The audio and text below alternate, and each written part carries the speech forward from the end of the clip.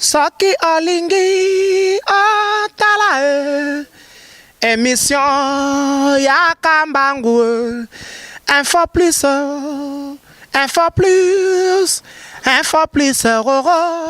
aïe aïe aïe aïe aïe na cliquer na koti YouTube na tala info plus Pona mona bansango ya miziki ya culture pea makambonya César kao info plus tala pe mona info plus otala kawa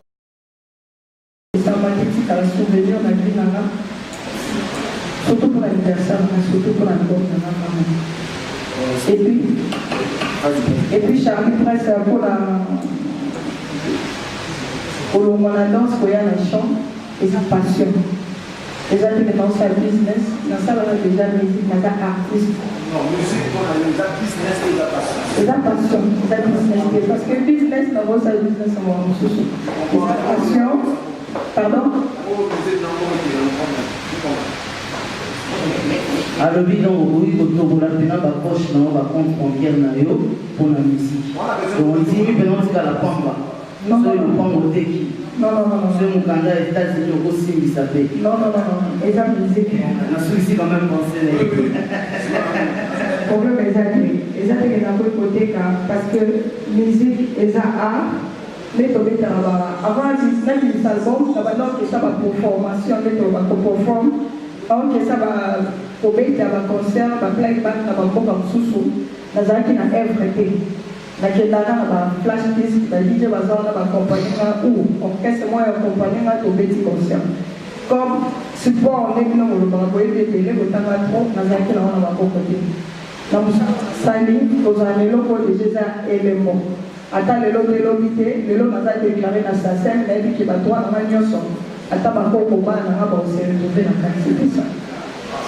Style dans la quartier, style où il y a une bande de petit dans la quartier, donc déjà out, la quartier petit déjà on a la publicité, il y a une bande de style dans le petit Tout ça, Afro-pop pour lui qui s'aspire la bisoté. Tout ça, R&B, ils aspirent la bisoté. Tous les gens ont coupé décalé, ils ont presque la vie sautée. Ils ont fait ça out. Tous les gens qui ont in, tous les gens qui ont posé sur la mona, ils ont titre. Ils ont mis sur moi. Tous les gens qui ont rumba, il y a moi aussi. Ils ont un catch à Congo awa. Tous les gens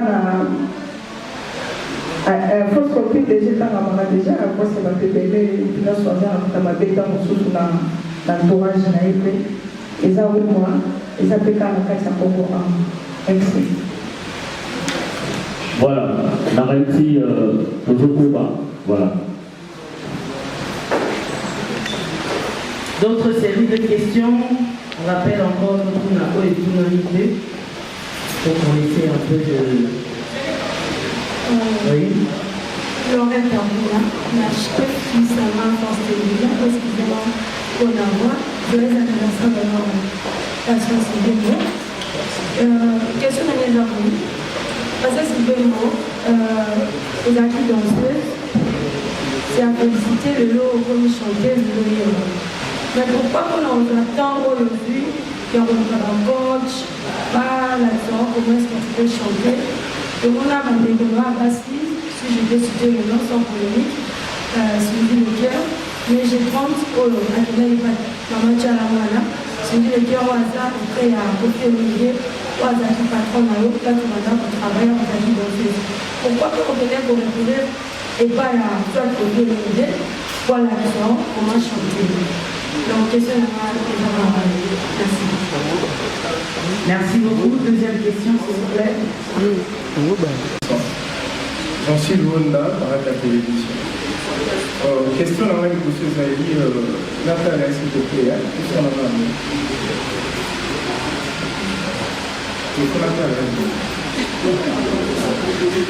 Maintenant, on va aller dans la question parce que j'ai deux questions.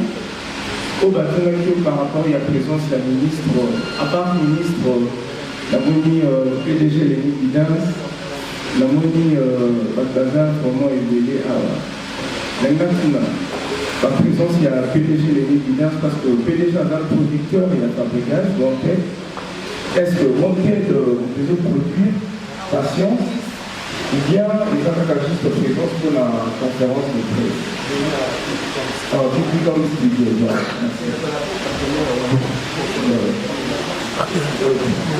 Deuxième question, Zali, c'est quoi ton objectif par rapport à la musique au aussi?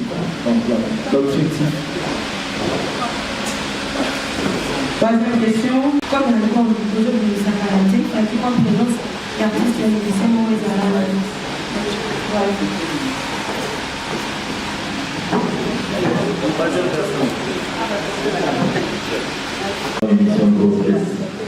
Patience, il faut. Tout à l'heure, on dit que dans les soucis des bienfaits, le Negesala et le Kourou, ça a vraiment marqué un mot par rapport à la carrière. Mais apparemment, on dirait au bout que ça mission main dans mon encore, pour que ça mission matière. Je voudrais très bien que 2 jours, 3 jours en avance, négotier l'invitation. Pour que ça va tout quand même céder à tout le monde, à la matière. Il y a parce que quand on veut être solo, on a une tout ça a tenté tout critiquer, il y a beaucoup de profondeur, il y a eu beaucoup de ça, il a fait une heure de sous des années. Peut-être quand vous côté on va prochainement, avant ça, il y a eu peut-être que si tout le monde déjà dans notre bazar, on va y matière en ligne, on va voir pour les patrouiller, tout le monde va survoler, Nicolo. Deuxième préoccupation, tout à l'heure, on fait allusion à l'équipe costaud où nous travaillons dans la stratégie et consort. Mais curieusement, la conférence de presse n'a pas eu patience idéngo, accompagné dans mon bandi, dans consoeur, dans mon bandi confrère, dans ce qu'on a confrère, tout ça est battu. Manager, nani, producteur, nani, Mutasali Makapu, nani, organisé, nani, c'est comme si yo était Mutuzani, surtout à la fois, mon bénica, ma confrère journaliste, et pas pour accompagner. Il y a une question qui trouve que nous avons l'éclaircissement dans ce sens-là. Merci beaucoup. Question. Tout d'abord, on a une carrière solo dans Libanda Congo. Avant on a vu ça, tu as déjà fait ton pré-carabatu. Par rapport à Yamoutaza qui dansait, ça a comme un chanté, c'est mal en haut, et puis moi je vous dis ça d'abord le Simawa. Nous avons sauté, nous avons dansé, nous avons joué. Tout à l'heure, maman a dit sur le maman, maman, sur la danse, maman va chanter, c'est le même dans mon canal. Pas seulement pour la Congo, même dans le niveau à Libanda et la States, comme on va dire faire Lopez, va la danse, on va chanter. Dans sa carrière, il y a Koyema, place na bataille na Libanda Congo, coaching les athlètes na niveau pour la zone awa et civilité, on a besoin de pour l'emploi, toujours les madame. Et ça peut être trop tard. Vous allez l'autre lobby, on prépare l'homme sur notre travail, puis on va proposer. Merci beaucoup.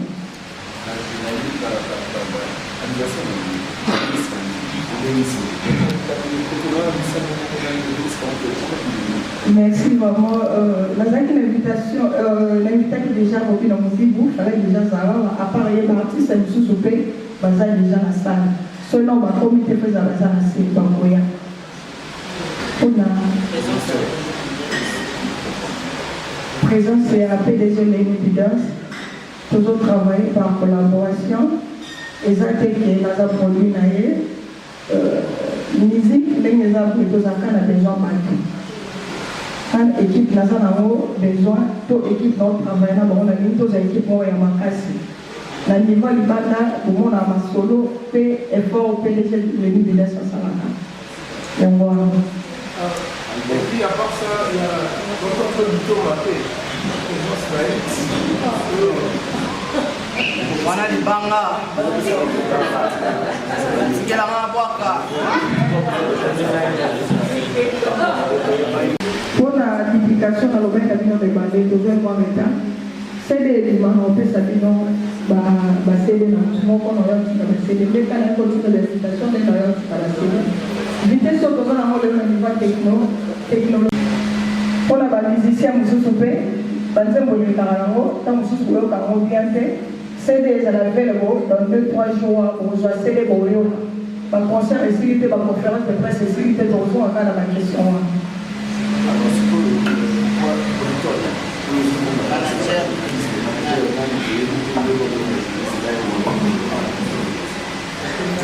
Ok.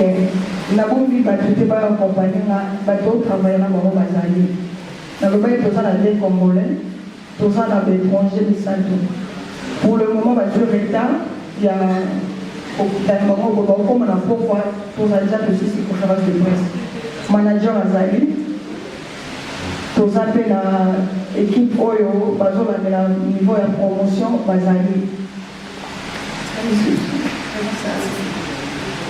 Présence à Claude Thomas, tonton Claude Aza Ebele, tonton Asiporta, musicien Belé dans le Congo, on a invité sur Koyebi. Claude Thomas.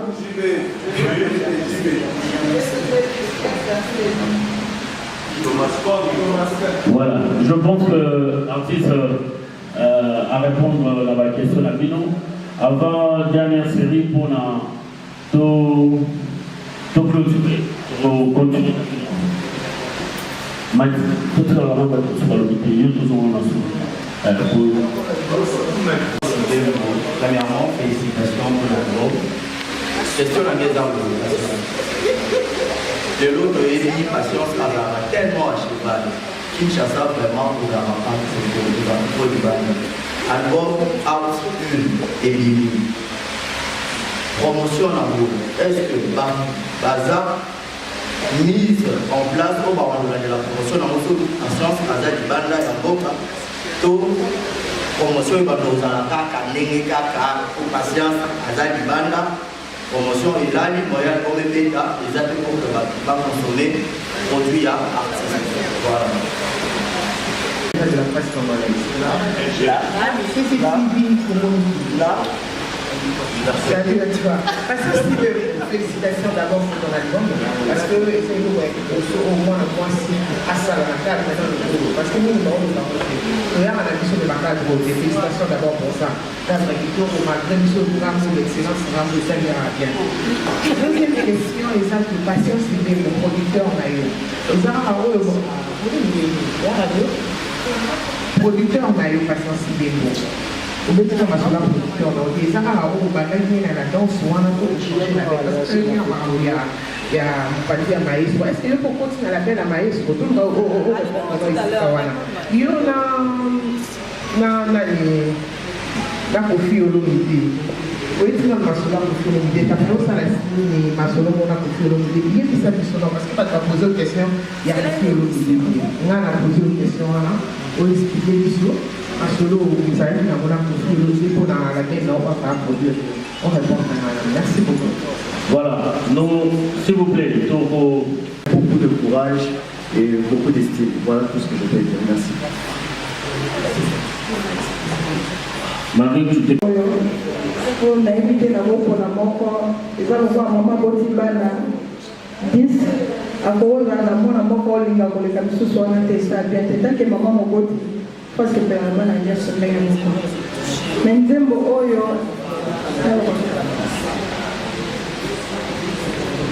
Et ça, moi aussi, je m'appelle vraiment conseil na maman. Tout ça, sur la force copine, je m'appelle conseil na badou.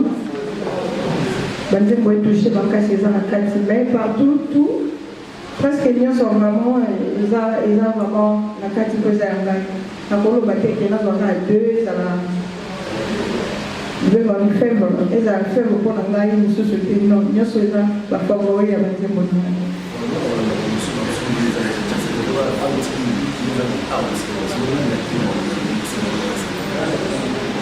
Quand on a la out, dans une équipe qui va travailler pour la promotion, déjà tout bandaki, déjà 7e jour en Moyo, tout bandaki déjà matraquage de la Bengango, Tina Souka, tout bête à concert, les Kaka, les musiciens, tout le déplacement et tout ça, les photos, ça là, tout bazali.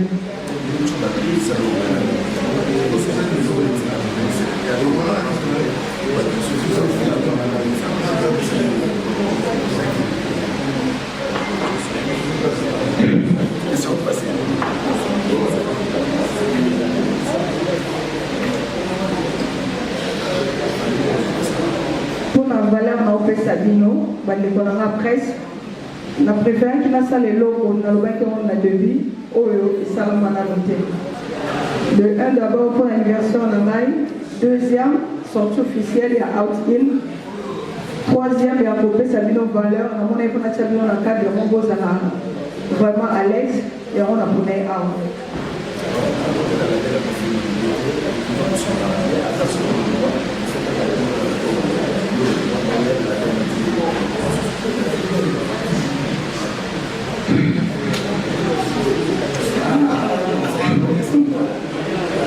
Pardon? Ok. Pour la label, il y a Kofi Central. Et ça, là, bien, papa Botimwana, le long à Polipé, à Kazo, la Nadilamo et à Malamu, à Zo, exemple, papa peut m'appeler ça la télé. Ils sont obligés de le roi de Routa pour la photo à la table. Et ça, là, bien, le roi de Routa pour la Lelo, bateau, Maébi, pour la Tebazo, pour la Katana, la Bisseza, fier, honneur, la Bissou, bateau, Routa pour la. Merci beaucoup. Voilà. Voilà, je pense que il nous reste, on doit pas, 2 personnes. On prend 2 dernières personnes ou 2 dernières questions. Joyeux anniversaire à Tchamalasta, Priscilla Matangila, la Négane, Congo 10. Comme on passe aussi en Italie, pas Tchamalasta, UBS. Félicitations déjà, na out-in des patchs à ramener le nord, le blanc, la maison out-in, donc total lima. Malgré que talent maintenant déjà out-in les matambou. Alors, patch à ramener vos questions dans les abos. Comment on a chanté, je ne crois pas s'il te plaît. Comment on a chanté Mingi, la binana style, il y a un modèle dans le maman Betty, la maman Chala, la maman Bilia, tout ça, la maman Loa, la maman Java, la modèle. Vraiment, on a même sur maman Bilia, comment on a chanté le débat avec maman Bilia. Apparemment, pas de chamaï, pour toi, le modèle, nous, pour toi, maman Bilia, la milité. Pour même la bise, on a style mort, il y a un modèle, on a mis à la dé. Donc, on a mis à la dé pour moi, on a échili, on a comment le style nayo. Moi, je sais, quand je vois des papiers, le style niveau. Donc, quand on il y a un modèle qui est vraiment cher, il y a un bon les intéressants. On a un chili, on a un peu de la mission, on a mis à la dé, on a aucune pas de chance. Donc, voilà,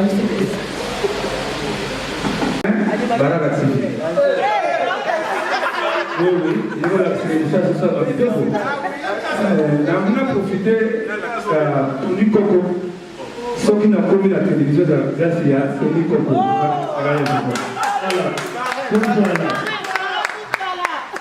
Maman, c'est ça qui a fait la télé. Mais mon colonie, il faut que patience à honorer Bigabel. Chalamona, avec ma cité, Congolo, Vicélinga. Mon tout le monde a conseillé, on a vu qu'il faut honorer la musique. C'est ça ma question.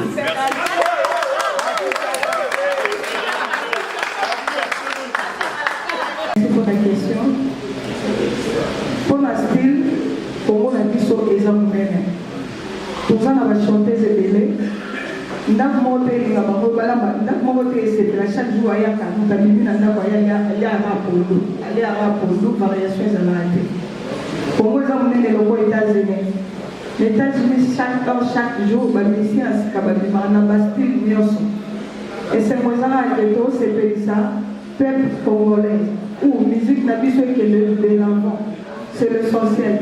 Style, tous les capables de mettre un style nyonso, mais obligés de faire qu'à l'issue de tous dans le Lombo. Merci beaucoup, mesdames.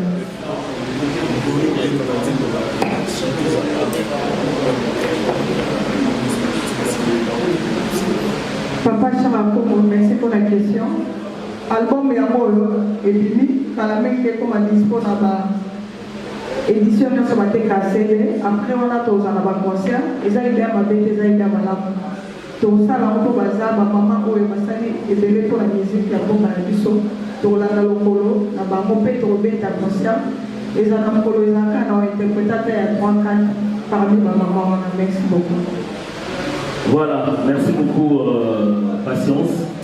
Je pense que Kaki et Hélène Nous sommes pratiquement arrivés à la fin. Oui, nous sommes pratiquement arrivés à la fin et je tiens d'abord à vous remercier infiniment parce que vous aurez remarqué, permettez-moi de le dire, vous aurez remarqué que nous avons été vraiment et très professionnels aujourd'hui. Je ne sais pas si c'est parce que c'est le 25, si c'est parce que c'est Noël, si c'est parce que c'est Patience Sibé ou pas Tchanassa, je l'ignore. Mais en tout cas, merci beaucoup pour le professionnalisme, merci pour ces magnifiques questions, merci pour la patience.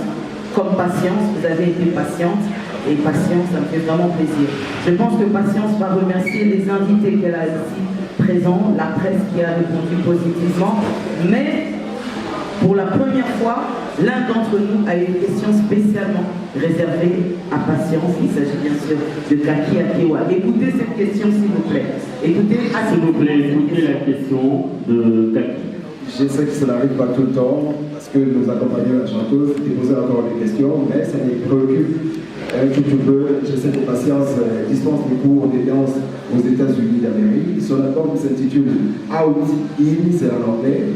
Elle parle anglais également, parce qu'elle dispense ses cours en anglais. J'aimerais qu'elle transmette un message particulier pour cet album en anglais pour les personnes qui ont suivi cet entretien.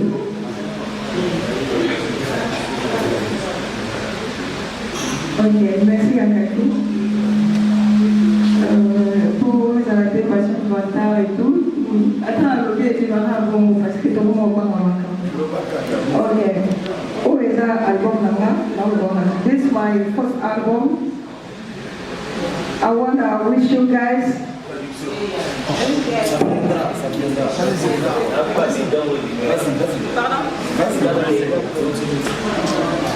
Okay, this is my new album. My album, the name is Out In. I have a lot of songs in the CD.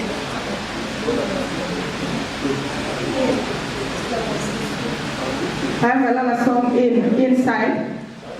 Where you guys gonna love her. Everything is very good. I sing for you guys. You're gonna love her. And then, if you have something to do with me, you have something to record, like the question. We have here like information, email address, something, number for call, reference number for everything. If you need, you can call it for collaboration for everyone. Thank you. Merci beaucoup, Yakaki. Hello,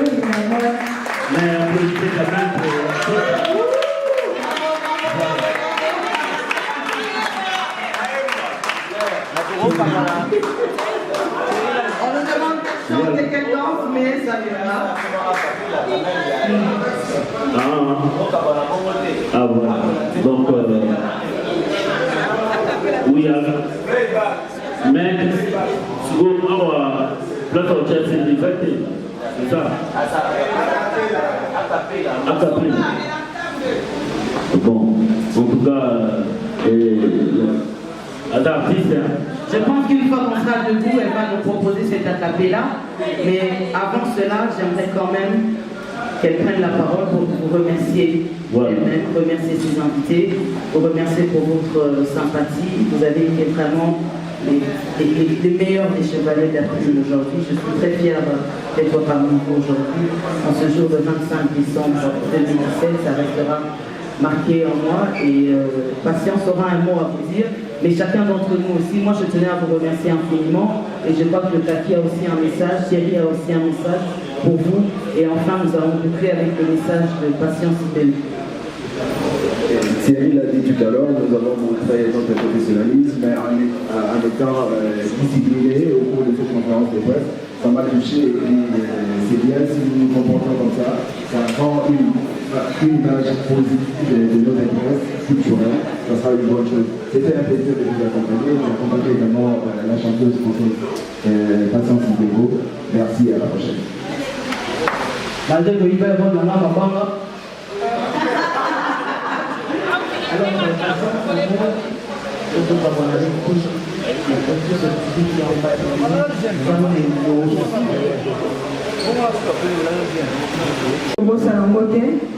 Merci la tonton Claude, merci la papa Délé, Merci na PDG Lenny Bidens, Outi Musika.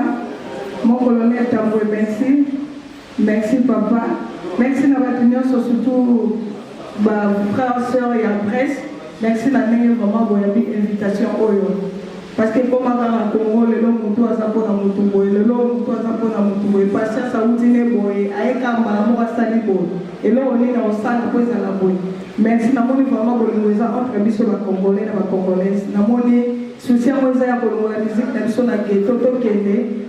Tout ça oyo ba tola toujours rêver le long salle na niveau ya Congo. Merci beaucoup. Voilà, applaudissez pour l'artiste.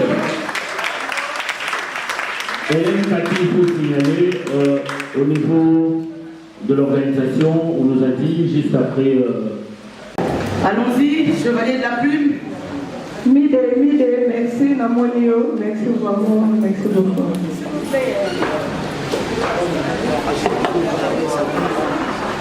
Donc, je vais vous compter dans la salle là-haut. Mais en attendant,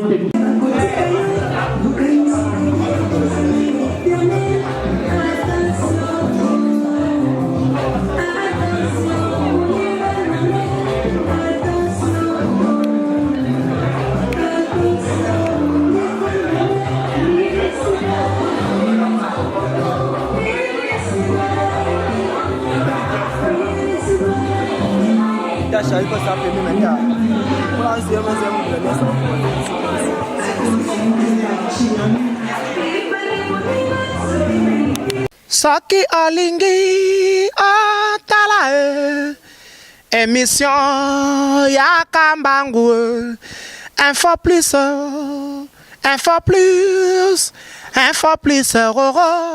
aïe na cliquer na koti YouTube na tala info plus pona mona bansango ya miziki ya culture pea makambo nyonso ezaleka info plus tala pe mona info plus otalaka